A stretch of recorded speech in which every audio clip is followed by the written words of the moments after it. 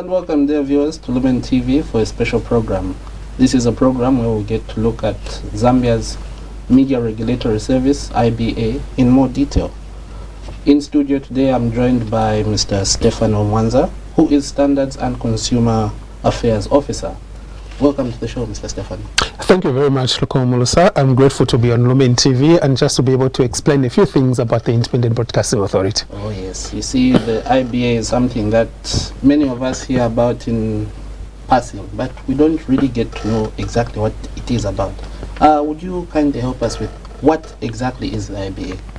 Thank you very much. We just want to state that the Independent Broadcasting Authority is a statutory body that is established by an Act of Parliament, meaning that we are existing because Parliament has given us the authority to be able to operate. So we were established by Act 17 of 2002, and then after that we had two amendments. In 2010 there was an amendment which was done to the Act, and that really had to do with how board members are appointed, really, and also the categories of licenses. And then in 2017 there was also an additional mandate which was given, and that was to collect TV levy. So basically that is what the IBA are. We exist basically to regulate the broadcasting sector in Zambia. Oh yes, thank you. So then obviously any organization has specific functions that you have to follow. Would you kindly just outline maybe some of your functions as IBA? Thank you very much. Some of the functions why we exist, our mandate really is restricted to the broadcasting sector. Sometimes people also want to ask us about newspapers, they want to ask us about other media like online, but as it stands for now, our mandate only is spanning over the broadcasting sector. And so in providing regulation to the broadcasting sector, what we do is that we issue licenses. And because we are able to issue a license to a television station or a radio station to be able to operate, we have given that license. We also have the mandate to get back the license if conditions are necessary. We also have the mandate to suspend as well as to cancel. And cancellation really is something that we don't like to see as an authority, but should circumstances permit, we also cancel a broadcasting license. Besides issuing licenses, we also have the mandate to renew. Every radio and TV station, when we've given a license, it has a lifespan.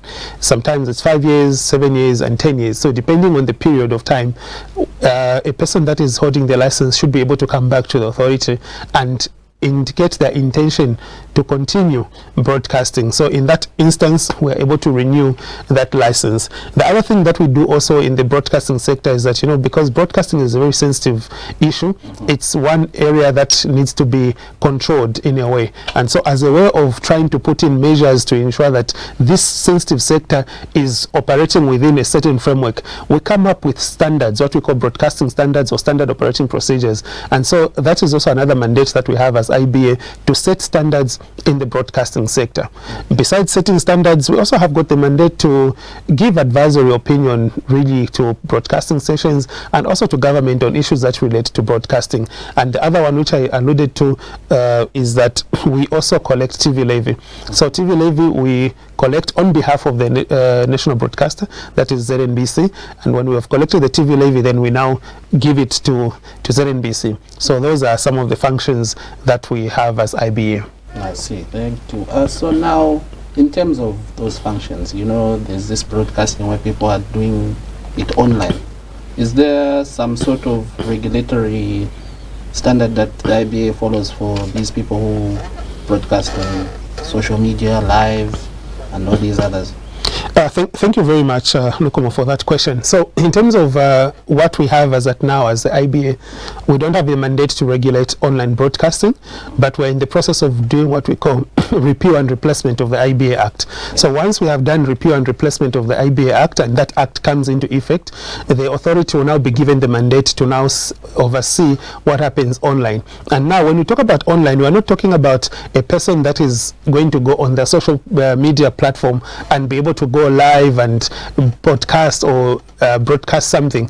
That is not what we're talking about. So what we're talking about when we talk about online broadcasting, it's simply a form of transmission. So we are talking about an established institution that is going to decide on how they're going to transmit. For example, Lumen TV are transmitting over Topstar. So you may decide that, well, we don't want to use Topstar anymore because maybe we want to just be broadcasting online. Yes, you have a license from the IBA, but your mode of transmission will be online. So those are that is what is going to happen now. It's just an established institution that is licensed by the authority, but now deciding what mode of transmission you're going to agree on, whether you're going to be on a platform or you're going to be on an online platform. Okay, I see. Okay, so basically we have many TV stations, radio stations across Zambia. Could you just maybe give us a total number of how many of them you have licensed as IBA? Okay, thank you very much. Indeed, we have quite a number of radio stations and television stations actually in Zambia, especially Lusaka. So in terms of television stations, the ones that we have about 51. Those are the ones that are currently operating. But besides this 51, there's another about 17 that were licensed recently. So when we add those, we are likely to go to about 68 of of television stations. But when you talk about radio stations, on the other hand, we were standing at about 146. And so we had another about 46 that were licensed last year. And so when all those come on board, we're likely going to be looking at a number of about 250 radio and television stations that are operating in the country at the moment. That's very impressive. Over 250. Indeed, it could be impressive, but you'll be because you have to regulate all these and everything. That brings me to my next question, of course. How does IBA ensure all these over 250 broadcasting stations comply with the act of the IBA? Thank you very much. It's quite a big task, actually. What it is that we have a number of stations that have to be regulated, and before your question came in, when talking about 250, you're saying that that's a number of stations. These are quite a number of stations, but you'll be amazed to note that within Zambia, we still have places that have not been reached, places that have not yet been serviced. So the areas that they don't have access to radio or TV, and so all those areas have to be opened up. And so it is also our mandate as IBA to be able to make sure that all those places are also reached. So among these 250 radio and television stations that we have, how do we ensure that they comply with the act? What we have at the IBA, we have two units. We have the inspectorate unit. This unit basically looks at ensuring that standards that we have set or compliance aspects are adhered to by radio and television stations. So when we give a radio or television station a license, we also give what we call conditions that are attached to the license. So when we are now enforcing compliance, we are just trying to look at, are you adhering to the conditions that we gave you, the conditions of your license in this case? And so one of the ways we do that is to check, in terms of broadcasting, what kind of content are you churning out to the people? And so how do we check that? We have inspectors that are able to watch TV and listen to radio stations. So each and every radio station here in Zambia, we are able to listen. We're able to watch what is happening. Even as we are speaking today, there's someone that is watching this program and just trying to see, peradventure, there's something that Mr. Mwanza has said that may not be compliant, or what Lukomo indeed has mentioned that it does not comply. So that's also one of the area which we do. So there's monitoring. We monitor radio and television stations. There's also issues of inspections. So you have inspectors who go out to the radio and television stations and to go and to monitor. Just try to check, inspect, how is your building? Where have you placed it? Do you have the required equipment? Because we have set out standards. Like if you're going to be a radio or a TV station, maybe probably you need to have so many number of cameras for you to be able to operate. You need to have so many number of microphones. You need to have maybe an aircon.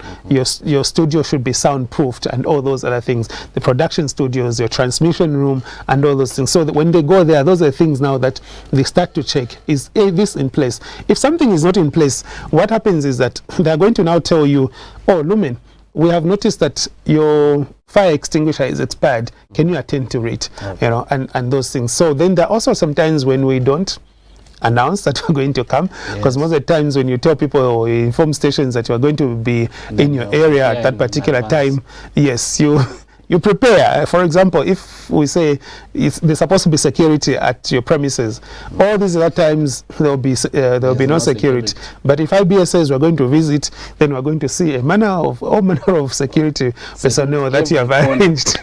Exactly, just for the purposes of the inspection, you know. So, but the times that we now do, unannounced visits just to go and check issues of compliance. And the other area also, the last one which I would like to mention, is what we call complaints procedure or consumer protection. So every person that is listening or consuming information from radio and TV stations has got the right to complain in an event that you have observed something that is not right, be it the language that is being used, be it the music that is being played, and many other aspects. You have got the right to complain. So through when people bring complaints to us, we're able to see and say, oh, Lumen, on this day you actually played this kind of music, or you had this kind of program, you did not comply to ABCD, can you make corrective measures? So that also helps us now to make sure that stations comply with the set standards. Okay. So obviously you have said there are guidelines that every broadcasting station has to adhere to. Can you just maybe break down, or maybe someone who's trying to open their own TV or radio station, what these guidelines are for them to better understand this?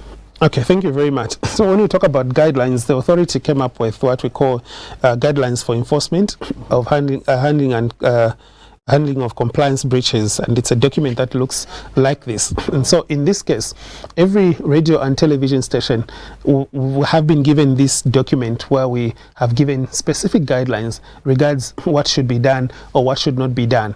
And then we also have another document we call the standard operating procedures. So in the standard operating procedures, we've given stations things that they should follow and the things that they should look forward to, maybe when they're having a program like this. If you're a moderator, what are the things that you should look out for? Yes. So those are the standard operating procedures. So with regards to guidelines for enforcement and handling of compliance breaches, really what we have done is to come up with things that are known.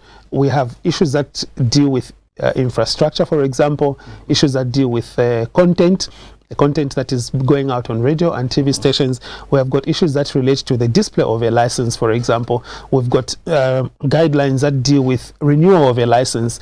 You know, what used to happen in the past is that a lot of stations sometimes forget that they need to renew their license, you know, and so we have come up with a way to ensure that stations can be reminded on when to renew their licenses, you know, because the Act states that 6 months before the expiration of your license, you need to be able to push in a renewal. If you do not do beyond the 6 months, it means that after the 6 months, or if, let's say 6 months today, we're talking about March, and then you have to renew your license. Your license is expiring in December.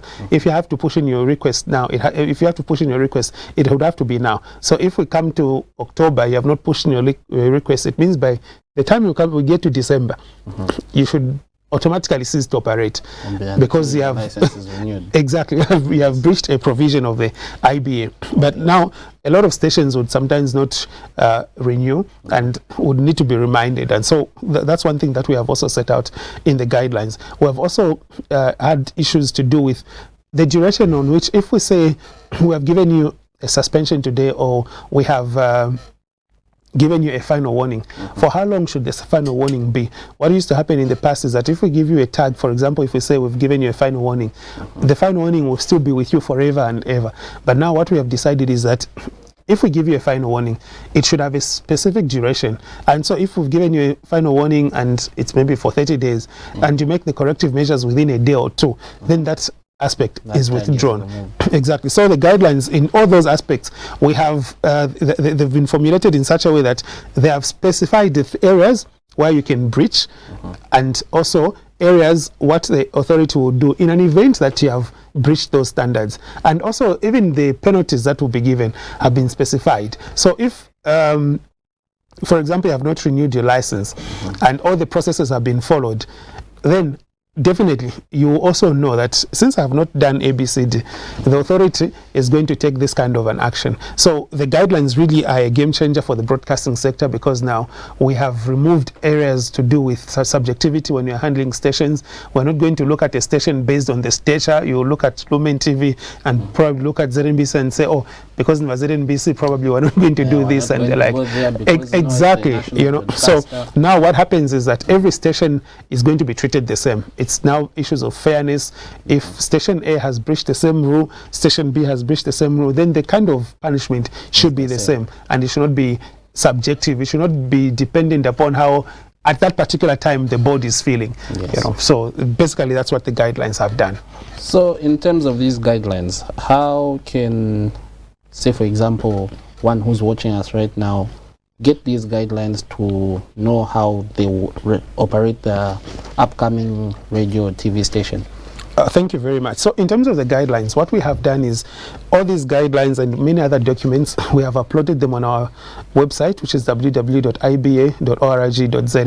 Everyone can be able to access them. Then we have also posted to all the stations. So what we did with the stations is that we've sent by post to all the stations, and then also physically going to drop the documents to them so that everyone has got a copy, they can easily access it and they can read through. But for other people that may not have the document and they may want to read through, it's available on our website, it's downloadable. But also if they are not able to do that for one reason or another, they're free to contact the authority and we can send the documents to them, or they can even come and collect from the offices. We are located at Mass Media Complex, that's right where ZNBC is, and Zanis, at the Zanis building. Wonderful. Then of course guidelines do have benefits. Exactly. As IBA, can you just give us maybe a few benefits of these guidelines to us who are broadcasting, you know, on TV and radio, how it benefits us? Thank you very much. So how are you benefiting from the guidelines? You know, what is happening is it's a two-way process. For the IBA, we know the steps that we have to take when we are dealing with issues of non-compliance. From your end as licensees, you also know the steps that the IBA is going to take, and because of that you can actually even challenge us. If, for example, we've given you a final warning and we have not followed certain steps, you can come and say, IBA, you have committed in your guidelines that you are going to take me through these steps. You have not given me an opportunity to be heard. You have not given me an opportunity, like you have not written to me, you have not given me any warning, and then from anywhere else you've just suspended me. But your guidelines state these things, so you can even challenge our decisions. Why? Because you already know the things that are going to happen, the processes that are going to take place. So if we jump any of the processes, you've got the right now to come and say, IBA, you did not follow your own guidelines. You know, so that's one of the benefits. So overall is that we have issues of subjectivity are going to be removed. When you're dealing with stations, there'll be objectiveness. So why is it going to be objective? It's because you're not going to deal with stations based on their status. You're not going to deal with stations based on maybe where they're located and the like. You're going to deal with stations based on what has already been established. So there's an area of, there's aspect of objectivity. Then also in terms of making decisions, it becomes easy for people to make decisions. If there's nothing that is written down, even at maybe at a place of work, if there's nothing that is written down, if someone has committed an offense and there's nothing that is written down, it remains to the boss to determine what kind of punishment should be given to that person. But in this case, we have specified the kind of punishment that's going to be given. So in that case, it becomes easy for the boss, in this case the IBA, to decide, to know, oh, since this person has breached this law, this is what we are going to do. It is easy to make decisions in that regard. So it becomes easy for the decision makers to easily come up with a decision and be able to engage or even just see what can be done in that instance. And also the other area where we are looking at this is that, you know, there's level of fairness. Like it or yes, you know, if there are no guidelines, if there are no set standards, there will be no fairness, because every other person is going to determine what happens. So in this case, because we have the guidelines, we are bringing about fairness in the way things are going to be done. So those are the benefits that we have seen as IBA having these guidelines. I think these are benefits that everyone can agree help each and every media station, because if you see these upcoming media stations, they get the same benefits that ZNBC and these other big companies do get, and it's something of a game changer to everyone. Indeed, Yes. they are a game changer, and we're hoping that people can just buy in and also engage us on many other aspects to see where else we may need to improve. Oh yes. So dear viewers, we take a short break, then we continue our program. Did you know that you've got the right to complain against any radio or television broadcast?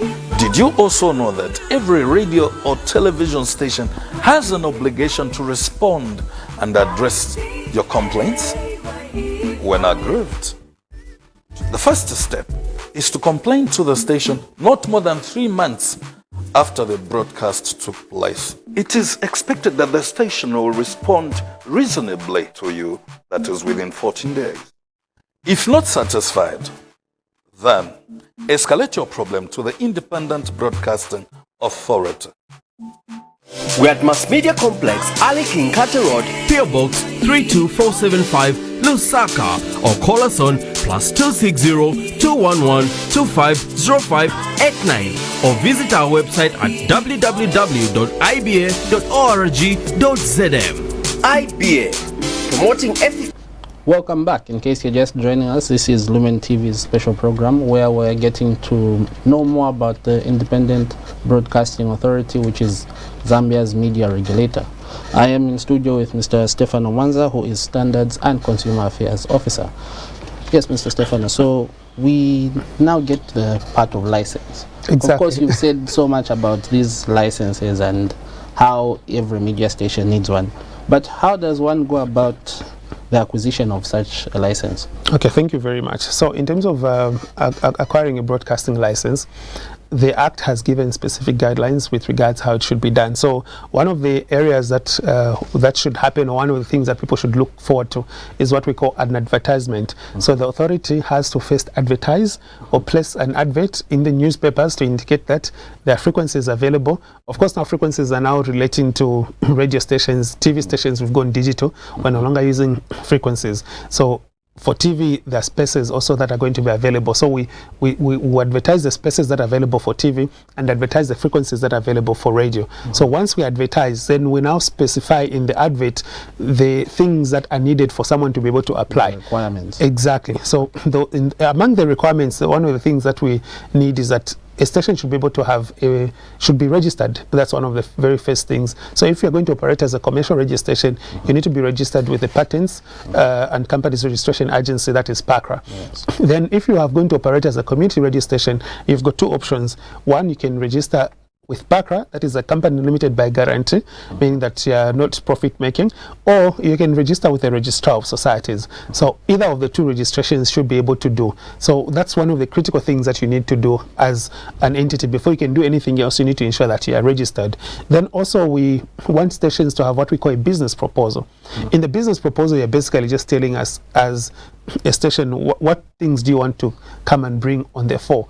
What have you noticed on the market? What is missing on the market that you want to come and fill? What gap have you noticed that you should come and be able to operate? Because we would not like a situation where probably, like for example, there's Lumen TV, you want to come and do exactly the same things that Lumen TV is doing, then we're defeating the purpose. Exactly. So you need to come and bring something different. That is why in one of the things that we on our mandate, we are looking at the issues of pluralism and diversity. We need to have as many as possible, but also they should be different in a way. They can't all be the same. So the business proposal, will be able to tell us what niche you want to fill, what gap you have noticed, as well as also you need to be able to tell us how you're going to sustain yourself. Broadcasting is quite an expensive venture, and so you need to be able to tell us your projections in terms of cash, and also how you're going to sustain yourself, the employees that you're going to have, and all those other things. So in the business proposal, that's why you now detail everything else, and as well as the equipment. How much are you going to also invest in the equipment? Because when you look at broadcasting, all the things that we have today are imported. Exactly, and so they come at a cost. So if you have to get into this business, you really have to be ready for it. That's why the business proposal now tells us to look at it. Gives us an idea to really see whether or not you know what you're doing. And then the other thing that we would also want is for you to be able to just give us the board members or the directors, give us their names, their NRCs, and all those other things. And there's also the last part is an application fee. At the moment it's 3,000, but it depends also at the time that the authority is advertising. It may be low, it may be higher, but depending on that at that particular time, there's what we call an application fee. And of course, there's need for you to fill in an application form. The application form is also downloadable on our website. So if you want to have a radio or TV station, you can easily go on our website. You'll find all these steps, the requirements. You will find them. You'll be able to follow them. You can even get the form, be able to fill in one or two things, and if there are things that you've seen where you may be lacking, you can say, oh, I need to attend to this, I don't have this at the moment, and the like. So that's a procedure if someone wants to have a radio television license. Very easy. Very easy indeed. Very, because it's able to be downloaded, and in this generation of smartphones and everything is actually quite easy. But now we get to the consumers out there. Exactly. How do those consumers out there get to air out their complaints about certain programs that they've either heard or watched on TV? Or what's the procedure in terms of getting a complaint to you and then you going to that station or radio station? Okay, thank you very much. I think at this point I'd like to just address now the consumers and just tell them that you've got the right to complain against any radio or television station whenever you are aggrieved with the content that you see on radio or TV. And so in this case, if you have noticed something on Lumen TV, you've noticed something on any radio or television station, feel free to be able to complain. Bring out your complaint. Don't just complain to your neighbor. Complain to us as IBA, and in this case, go and complain to the radio or television station which has issued the things that you are not happy about. So in this case, what we mean is that you should be able to listen to a radio station, you should be able to listen to a TV station, and if they've said anything that you're not happy about, please feel free to go to that station and be able to make your complaint. And so how is this complaint made? The Act has also specified, that's a goodness with IBA. Everything has been specified. So if, for example, in this program where we're discussing the IBA, there's something that we have said, something that someone is not happy about, and they wish to complain, they only have 90 days within which to do that. So if after 90 days, someone has not made a complaint, then that complaint may not be entertained. So the complaint can only be valid within 90 days after the broadcasting has taken place. Even for the end of the station, if we've mandated you to have broadcasts or keep the recordings of your broadcasts for 90 days, after 90 days, we can discard them. So that is why we have that period for 90 days. And so when you have aggrieved with the content that you have seen on radio or TV station, then you have got the right now to complain. How should you complain? So you first start with the station. Why do we start with the stations? For us, it is important that a person that is listening to a radio or TV station complains to the station. It's a form of feedback. Just as someone can complain also against IBA. So if someone comes to you and they want to complain to you as Lumen TV or any other radio station or TV station, it should actually make you happy that someone is listening and they're interested in your programming, and that is why they have come to complain, because they want to make you feel better, or make you better, rather, not that you feel better, but to make you better in terms of your programming and many other aspects. And so it's a way of feedback. You are giving feedback to the station regarding their programming. And once you have complained, so there are certain things that we have put into place. You need to be able to state when the broadcast took place. In this case, if someone is going to complain about this program, we're talking about the 15th day. So you state when the broadcast took place. You also state about the time. You state the time, sorry. When did the broadcast take place? Who was involved in the program? So we have Lukomo, we have Mr. Mwanza. You should be able to also have all those details, And so when you are writing your complaint, you just address it depending on the station. You can address it to the station manager. And then when it comes to you as a station, you have 14 days within which to address the complaint. If I have complained to you and within 14 days you have responded to me, I'm not happy with your response, then the consumer has got the right now to escalate the complaint to the IBA. Or in an event that the station has received the complaint after 14 days, they have not acted on it, then that consumer also has the right to escalate to the IBA. When it comes to us also as IBA, we also have got the same time, which is 14 days. So within 14 days, we should be able to investigate the complaint and be able to really determine if there's merit in that complaint. And once we have determined that there's merit in the complaint, then we'll issue instructions regarding what should be happening, whether the station should take corrective measures or not. But also the times that someone will bring a complaint, and if we have done our investigations and we find that this complaint has got no merit, then chances are that we may not attend to it. So when you're making a complaint, ensure that it's a complaint that is valid. It's a complaint that is based on the things that you have observed. It should not just be because you don't like Mr. Mulusa, then that should be your complaint. No, it should be based on the content. Not that you just don't like Mr. Mwanza or anything like that. It should be based on content. It should also be based on the editorial policy of that particular station. So if I'm not abreast with the editorial policy of the station, and I would give an example since we're on Lumen. Lumen, we know that is a Catholic station.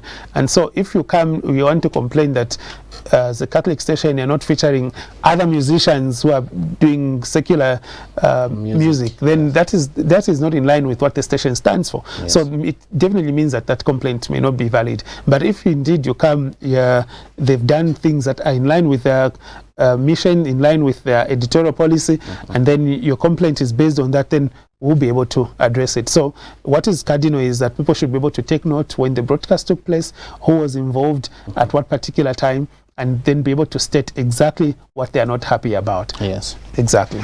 Thank you, Mr. Mwanza. But before we close, I'm sure there are people who are just tuning in right now. Of course, they would like to get to know, how do they get in contact with the IBA? Thank you very much. If you would like to get in touch with us as IBA, we have quite a number of options that you can use to be in touch with us. One of the ways that you can do is that you can email us. We are available on info@iba.org.zm, info@iba.org.zm. That is our email address. We're also available on Facebook, Independent Broadcasting Authority IBA Zambia. So it's Independent Broadcasting Authority IBA Zambia. That is on Facebook. You'll be able to find us, and we'll be able to, you can reach us and we can be able to interact with you. Then also we're available on our website, that is www.iba.org.zm, www.iba.org.zm. We'll be able to get that. So for others that want to just call in terms of calls, you can reach us on +260 211 250589, +260 211 250589. That is where you can find us. But if you feel like you are not able to, you just like to come and have a chat with us, we're at Mass Media Complex, that is along Ali Kinkata Road, and you'll be able to find us there. We are on the first floor of the Zanis building. If you are interested in writing, that is, you want to write, our post address is 32475, 32475, and we'll be able to reach you. You'll be able to find us, or you'll be able to reach us. And then also those that also on Twitter, we're also available. Twitter, or former Twitter, that is X, we're also available, that is IBA Zambia. So we're on all other platforms. If you get to any of the platforms, it can lead you to the other platforms that we are available, and we'll be glad to receive anything, be it a complaint, be it suggestions, or indeed an application for a TV license. Yes. Thank you, Mr. Mwanza. This has been our special program. Of course, we were with Mr. Stefano Mwanza, who is Standards and Consumer Affairs Officer at the Independent Broadcasting Authority. I have been your presenter, Lukuma Mulusa. From me and Mr. Mwanza, it's pleasant viewing and goodbye. Thank you very much.